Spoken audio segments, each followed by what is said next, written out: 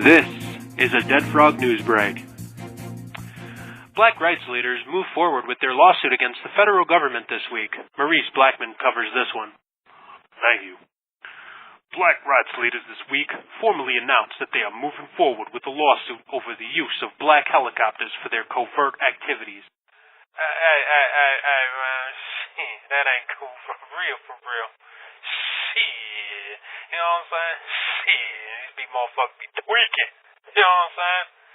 A rough translation of what was just said is that by perpetuating fear using a color associated with a dangerous group of people perpetuates the stereotypes of all blacks being dangerous. The government can just as easily pick another color that doesn't imply that their TVs will be stolen and their property values decrease. Not so fast, says one government insider. What?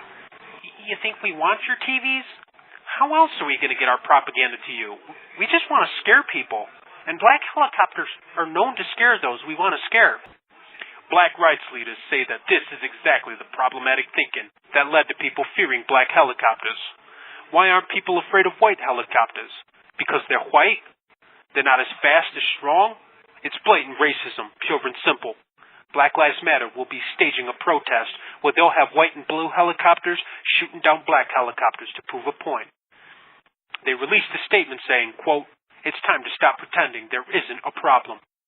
The government is using black helicopters to demonize black people, and it needs to stop." No other details are known about the protest or the lawsuit at this point, but we will update you on the latest. Maurice Blackman, DFR News.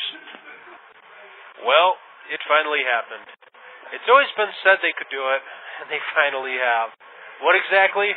Ron Baylor reports. Ham, cheese, bread, a ham sandwich. A felonious ham sandwich. If Pedro County prosecutors have their say.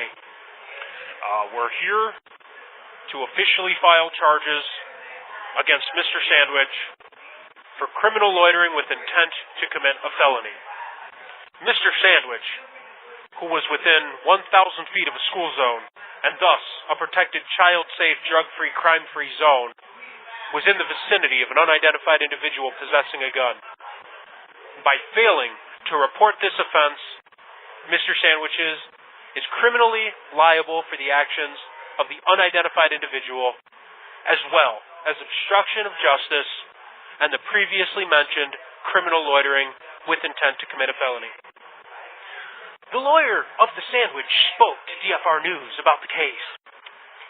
See, the problem is, with the law the way it is, Mr. Sandwich doesn't even have to know the man had a gun.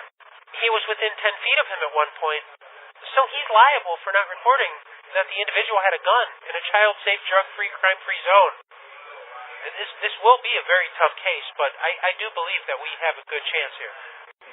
Ham Sandwich is currently in protective custody after Muslims threatened him for being a ham sandwich.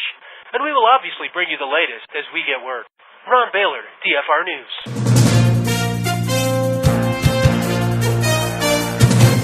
That's the Deadfrog news break for the week. Catch us again next week for the latest news that nobody else is covering. Bottom of the hour, right here on Deadfrog Radio.